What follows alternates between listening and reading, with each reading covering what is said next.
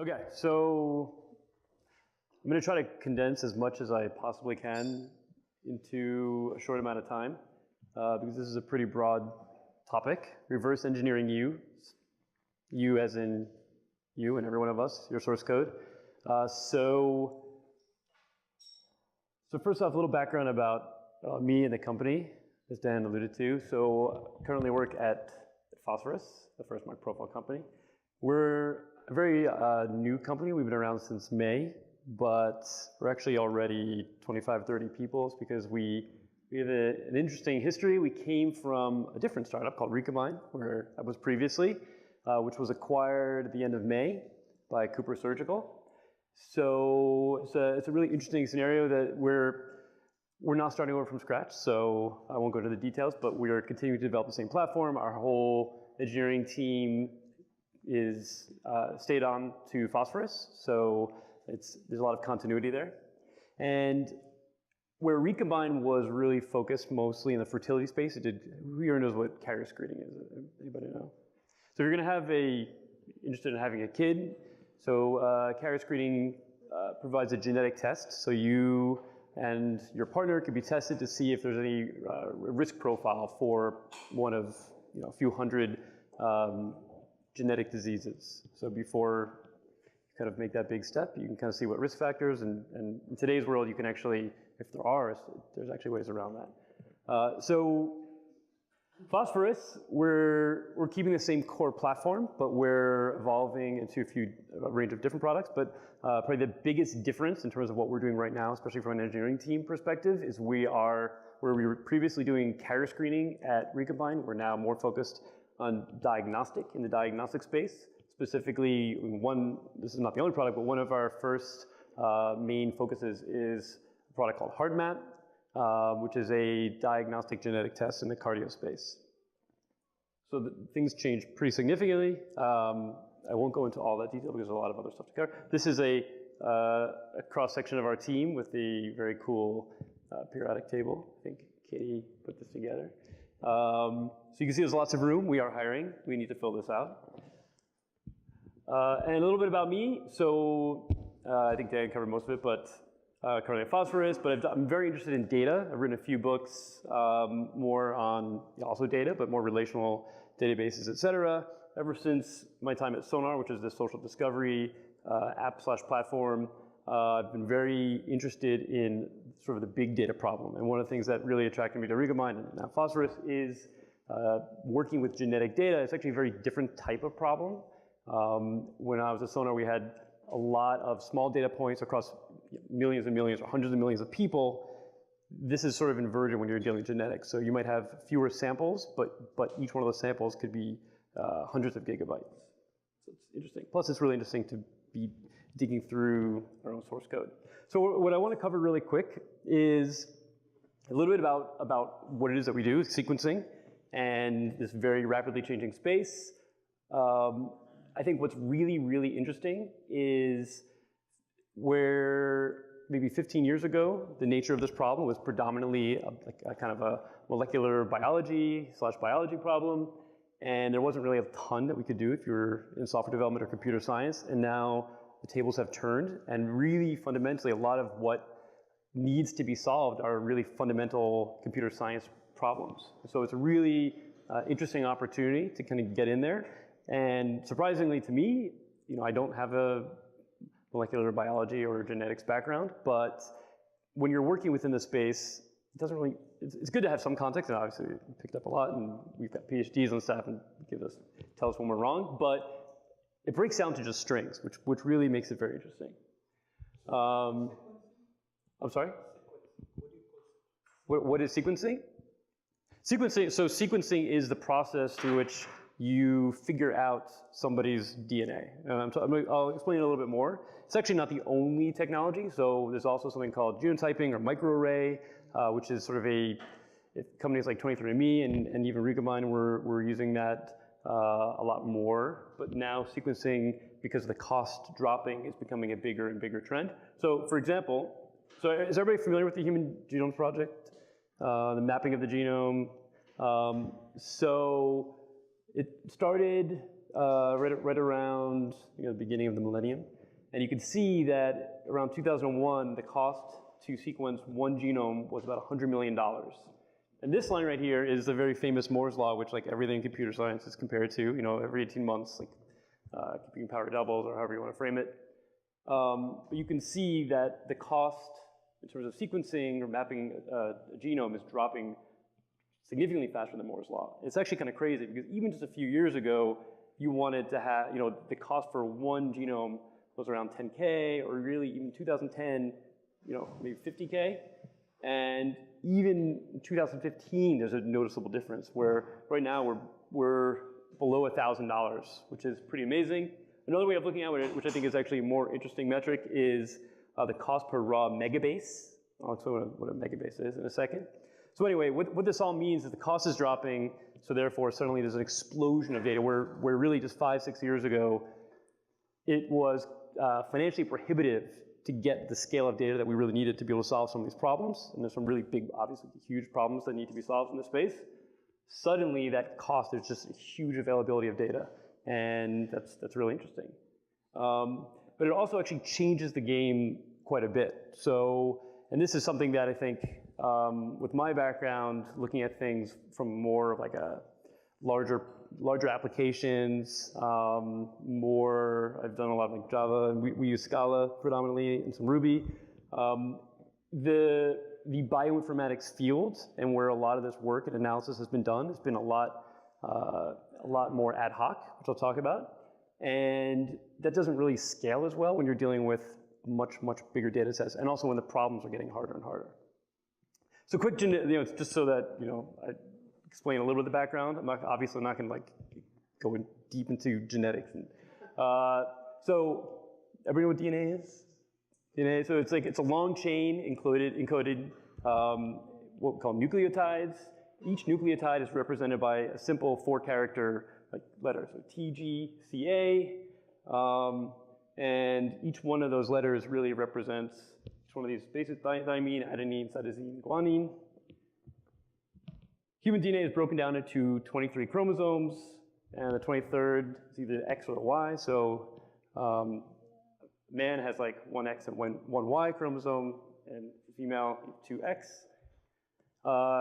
In genomics, we compare sample DNA with a reference genome. And so I'll talk about that a little bit more, but it's a pretty tricky problem. I think certainly when I thought of sequencing, I just thought you kind of like took somebody's blood or they spit in a tube, threw into a machine, then, oh, now I know what. It's actually not anything close to that simple, unfortunately. So our DNA is effectively a long chain of about 3 billion base pairs, and every human differs, I think 1 out of 1,000 of those base pairs represents the difference. And I forget what the exact stat is, but we're only like 1% different than like a frog. There's a lot of data. We still don't know what a lot of it means. There's exons and introns, and the majority of the space is really not in the exome. The exome represents the exons, which I think is about 2%. I might be wrong. And there's 2 strands. So each strand is composed of this TGCA. One thing that's really confusing is that you'll see here is that there's like one strand, the second strand, something called the reverse complement. So each one of these bases binds with a specific different base. So G always binds to C, T to A, and that's used in sort of the basis for how sequencing works. It's also the basis for how DNA replication works and RNA, stuff that I'm not going to get into, but it's very useful. So this is a high-level view. This is actually from the Broad Institute. They have a variety of these tools, which kind of called the GATK tool suite. And there's actually multiple steps that go into sequencing. So you start with these raw reads, and then there's a process called alignment. So let me see if I can jump ahead just to make it more sense. So each one of these little lines here is a read. So back when I said before about how it's not as trivial as it may sound, where you just drop a blood sample into a machine and magically get what you actually get out. I think one good analogy that I've heard is, it's like if you took a book, like a famous book, and instead of just reading it, you took 150 characters and randomly chunked it up, and then each one of those 150 character chunks was maybe duplicated. And that's really what you get out of a sequencer. You get hundreds and hundreds of these reads, and you'll see these reads overlap. And what makes things even more complicated is that there's a lot of errors that happen. So it's not like you get these little 150 character reads and it's perfect, and then you just have to like figure out how to match it, because the alignment process is essentially you have this reference genome, and you're trying, because we know that like most people are effectively the same. There's very little variation across humans. So you're trying to figure out how you take these short reads and you map them, you align them to this reference genome. But it's a little bit trickier when you realize that there are a lot of errors that happen. And specifically, one thing that helps is the errors tend to happen at the beginning and the end. And so to help mitigate some of these errors, you want something called read depth. So read depth represents how many of this sort of pile up here of all these short reads, and the depth at a given allele. So an allele is really a particular like one base within your DNA. The depth, which sort of helps to define like how accurate you know that particular location, represents how many reads you have that overlap at that spot. You see, it's like, because it's not, they're kind of scattered. So you see here there's a big gap, so you have to count anything that overlaps for that particular allele. So it's pretty tricky. But again, it's a really interesting computer science problem. And this is an example of what it really looks like if you look at it from a string perspective. So you have, you'll see all these chunks, and this is kind of what I mean by the read depth. So anyway, yes, it's an interesting computer science problem, and it's really just dealing with strings, which is great for people who don't have molecular biology background like myself, though I've learned a lot on the job. This is a variant. Whoa, this is a variant viewer. So you can see here, this will show you, because at the end of the day, after you go through this alignment process, you want to end up with something like a contiguous string. So now, another thing that I learned is that it's not, very few people actually get their entire genome sequence. I mean, so that's what that metric was. But to get the read depth in a clinical scenario, because accuracy is obviously paramount, we focus on particular areas. So we're not going for breadth to try to get the entire genome. We're looking at particular areas that we care about. So in the cardio space, we're looking at cardio-related areas and focusing to maximize that read depth and maximize that accuracy. And there's actually a lot of great tools. This is from, I forget, I can include the links. Oh, here it is. Yeah, NCBI, that's a long URL. But this gives you a way of browsing. It's the tools that are available now as a result of this research. Browsing by a particular chromosome or disease or phenotype and seeing what the reference genome is there. So people differ, and that's obviously what we're looking for in the context of a genetic test. We want to see, for a given person, given sample, how they differ, what types of mutations they may have.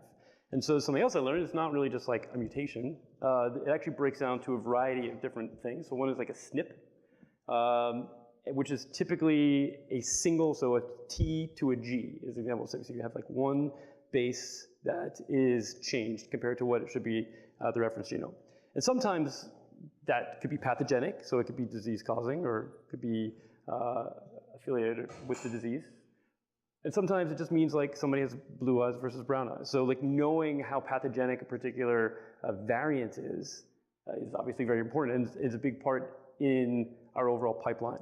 Because after we do this alignment, the next step, we get sort of this more contiguous set of reads, and then we produce a VCF file, which is a file that gets looked at by what we call variant curators, and they're looking at any sort of mutations and assessing, what is the pathogenicity of whatever this particular person might have that's different. Indels are insertions or deletions. That makes the problem even more interesting. So it's not always just like a swap, like a G to a C. Sometimes there's just bases that are inserted, and sometimes the inverse happens. There's something that's deleted. So again, it's a little tricky to piece these things together when you don't know exactly what you're looking for. And finally, CNVs, which are copy number variations. And so if we have time, we can get into more of that. And so these are the different sort of main file formats in the space. They've been around for a while. FASTQ sort of is a successor to FASTA format. This is what's produced by the sequencer. BCL files are another one. These are sort of the short reads. And then FASTQ also encodes like this quality score that's changing for each each base. BAM and SAM files, which are basically the same. One is binary and one is not. And that is sort of the aligned sequence for a given sample or person. And then VCF files, as I mentioned, which are reference and alternate alleles for a given sample, annotations of phenotype data, et cetera. This is this is an example of a VCF file. This is what it looks like. So on one hand, these formats have been around for a really long time. So it's somewhat readable. You can actually look at it. There is a header that can kind of define what things mean and is somewhat extensible. But it's kind of a disaster to really use it. And in terms of, we wrote our own VCF parser.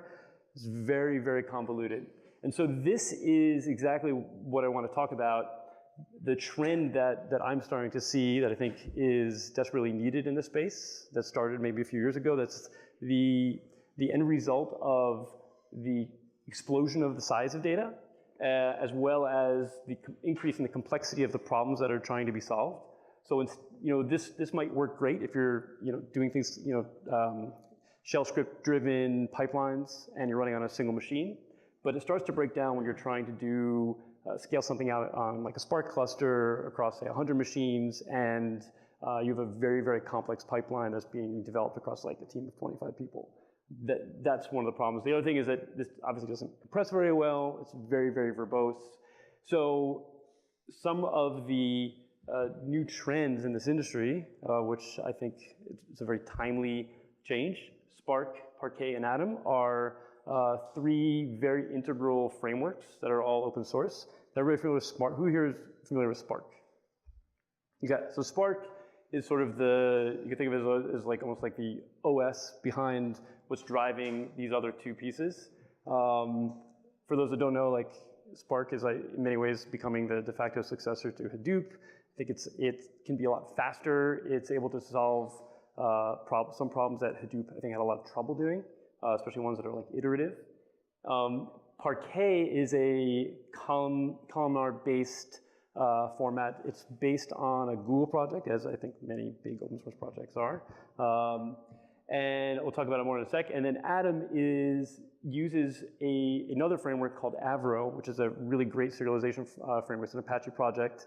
And what it does is, especially with Avro, it creates a standard normalized, it supports both binary and JSON encoding, but suddenly, instead of having these crazy convoluted frameworks that may be somewhat human readable, instead with Avro, you get something that's way more efficient. You can have nested collections. It's suddenly a lot easier to manipulate. And we'll look at that in a sec. Parquet is more of a columnar storage. It's also really, it's got built-in native support in Spark. It's very easy to partition, and for genetic data, it's especially effective because, so instead of it being row-based, it's more column-based. And so that's really good, especially for compression when you have a lot of, the cardinality of your data is low, which in genetics you get like 4 characters, it's quite low. So it compresses very well, and it can be extremely fast. It's almost like an implicit index in a way. And this is sort of the data model behind, you can't really see it, it's probably a little zoomed out. But Atom, in a way, provides conversions from some of these, I don't want to say antiquated, but somewhat antiquated formats into these hopefully soon to be successor formats that are more efficient, and as well as a variety of, they're implementing a variety of algorithms and tools that also exist and have existed for a while, but I think they're doing it in a way that's a lot more scalable, that's based on Spark. A lot of the existing tools, again, are not as parallelizable. And yeah, if you can take a look at, so as an example of what Avro looks like, it's a pretty concise format. I don't think we need to get into that, but we'll show the presentation, you can take a look at it yourself. Okay, so the last part of the presentation is probably a little more hands-on. I want to show, let's get out of this thing. So for the sake of this presentation, we started to use this tool called Zeppelin. Who here has heard of Zeppelin? Anybody? Great. So Zeppelin it's a really effective for both sharing documentation. It essentially lets you have a notebook and create almost like supports Markdown. You can create documentation that you can run basically. And that's really valuable for situations like this, but also even for internal documentation or blog posts, et cetera. And to help illustrate some of the things that you can do with Atom, I put a couple things in Zeppelin. So the first thing I want to show you is, can everybody read that? Probably not. Is that better? Can you see that? Can you guys see it? Okay. So the first line here is we're loading a BAM or SAM file. I just have a snippet that actually, for this one, this I think came from Atom itself. And this will convert it implicitly into this Avro based /Parquet format. Run this. Ta-da. And you can see these are reads. There's about 565 alignments. And let's see. And so there's this in the space in bioinformatics. There's anybody heard of a K-mer? You know what K-mer is? So a lot of like the bioinformatic based tools and frameworks, et cetera, are heavily use these K-mers. K-mer is basically, it's actually kind of the same as like an n-gram. It's basically K defines a number of characters. And so you might see like, you know, a 3-mer or a 9-mer. It's basically a sequence, in the case of genomics, of base pairs, bases that are nucleotides, and how many times they repeat. So if you're going to do a K-mer for a given sequence, you want to see how many, or in this case, you can count the number of 20 K-mers total. You can run this. It'll give you a result.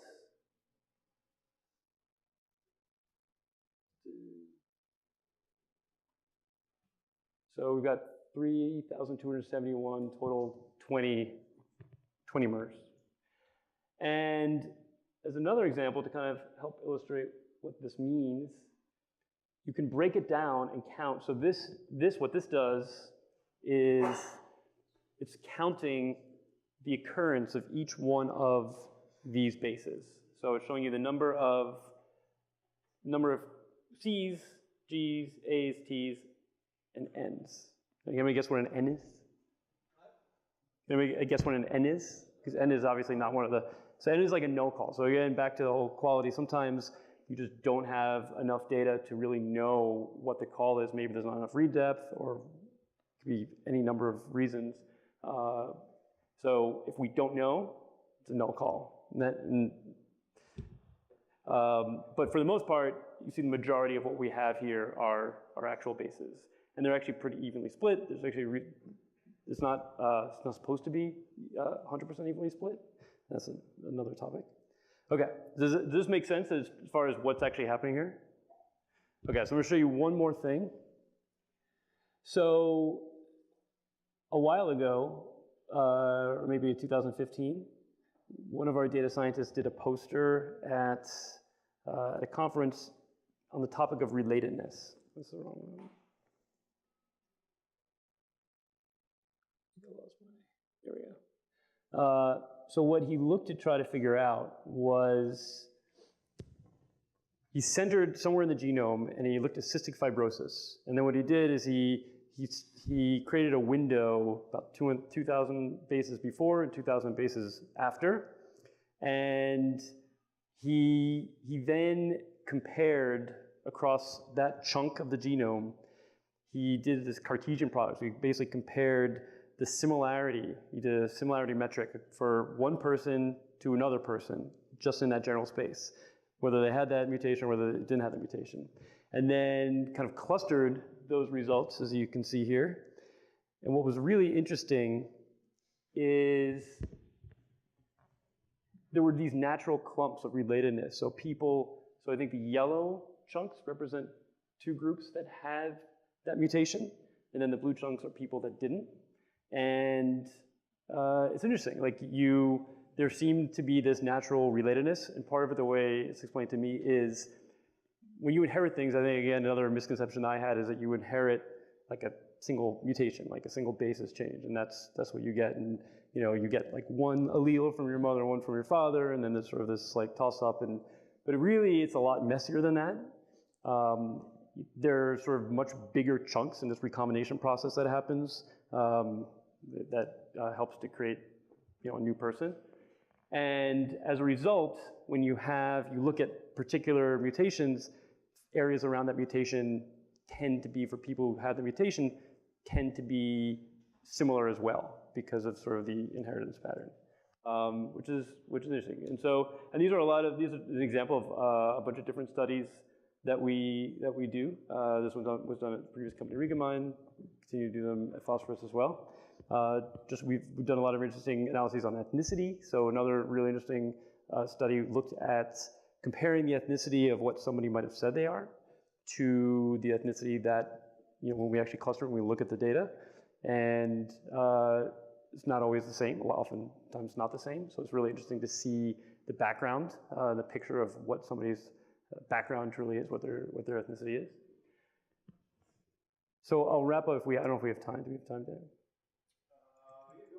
Okay, so I'll very quickly walk through this one. So this is not the exact code that we use in that poster, but because for that one we didn't actually use Atom. It was done a while ago. So we rewrote it to leverage Atom, also to simplify it so I can kind of go through it in this context. So the first thing that we have is we load a VCF file. And what that does, similar to the other example I showed you, the VCF file gets implicitly converted to sort of this Avro Atom format. Then once we have that, if you remember, the VCF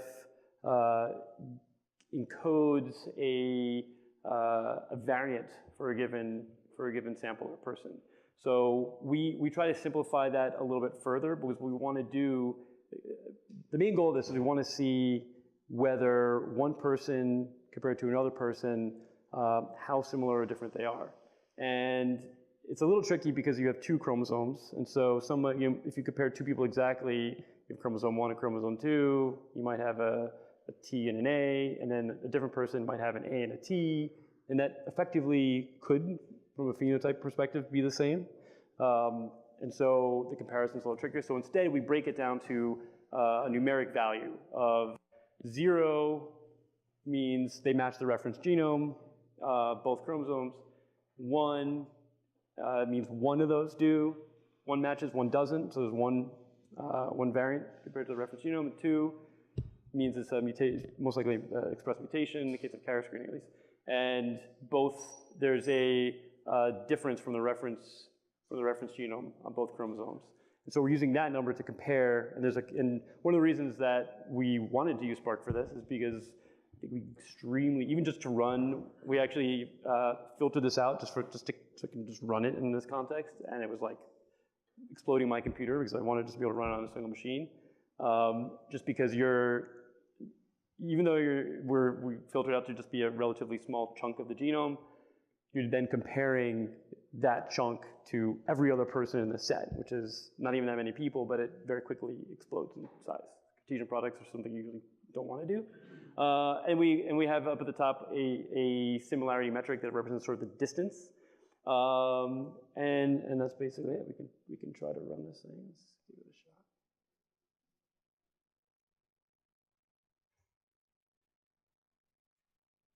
And it probably will take still a little while. And what the end product will be, though, if I can open it up.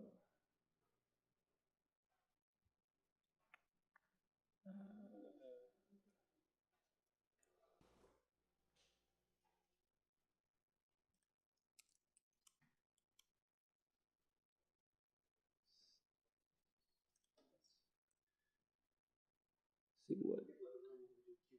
Oh yeah, let's do that. Yeah. Okay, questions? Oh, yeah. How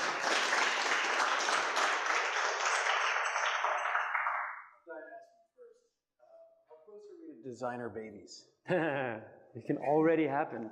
Is that right? Like what's? I mean, how custom a baby do you want? Really we'll talk later. Really athletic, good looking. Yeah, Elliot, go ahead. I love that. Wow, this is great. So do you use any machine learning techniques, and if so, which ones do you use and what do you use them on? Yes. We use a lot. So I mean, it's a very broad term, machine learning technique. I mean, we're not doing what I would call like deep learning at this point. Or that's something that is on the roadmap. But yeah, anything we do in Spark, and then for some of the smaller data sets, we're doing things in Python and R. Something specific that you're I was interested wondering whether, what types of problems you would approach with machine learning. I mean, depending on how you define machine learning, but like we do clustering and classification. So even technically this poster, especially the original one, is based on like a clustering analysis. So that's given the nature of and the scale of the data we have. Like we kind of have to use machine learning techniques to solve some of these problems and to better understand, especially like the ethnicity analysis. Anytime you're trying to draw some conclusion across this broad data set, we're going to use some of those techniques. Whether I think the latest trend is to go into the deep learning world, which we're not doing much of that yet, but that's definitely something we're exploring down the road.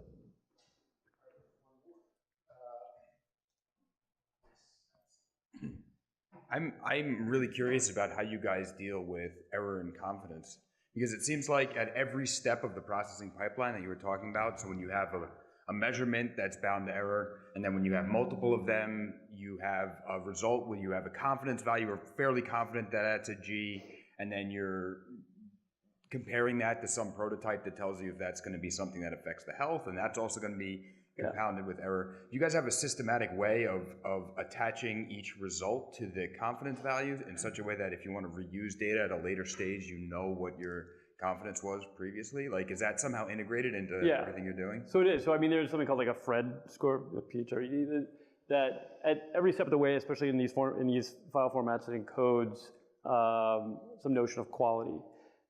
But another thing that's important to note is we obviously take that, especially in a clinical scenario, like very, very seriously.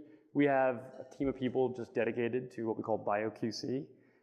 We have a whole app. I mean, I skipped over a lot of stuff for the sake of time. Like a lot of our platform does everything from like accessioning process, management of the samples, this BioQC, management of the process at the lab, and controlling the assays, et cetera. So a lot of what our software does is to help ensure quality through that entire pipeline, that whole workflow. But then there are also people that are looking at visualizations, especially of the data. They look at an entire batch. So we run, in any genetic test, and something else I learned is it's not just one assay or one type of test. We have what we call different data sources that represent different types of assays that are run on a given sample. And so even for the simplest of tests, it's usually at least 3 different assays that are run, sometimes to test reliably a particular disease or mutation. Sometimes we do confirmation tests, so if there's ever any ambiguity, we'll actually send out a sample for a confirmation test, usually using a different, much older approach, so we can confirm that there's concordance across those 2 samples. So yeah, it's unfortunately, none of this, I mean, maybe 20 years from now, this will be so streamlined and automated. There's like a whole robotics thing that can happen in the lab. This is something else we're exploring to like really streamline and reduce error on the wet lab side. But yeah, it's just something it's a natural part of this process. I think in the interest of time, we got to call it. Thank you, Paul. That was eye-opening. Thank you.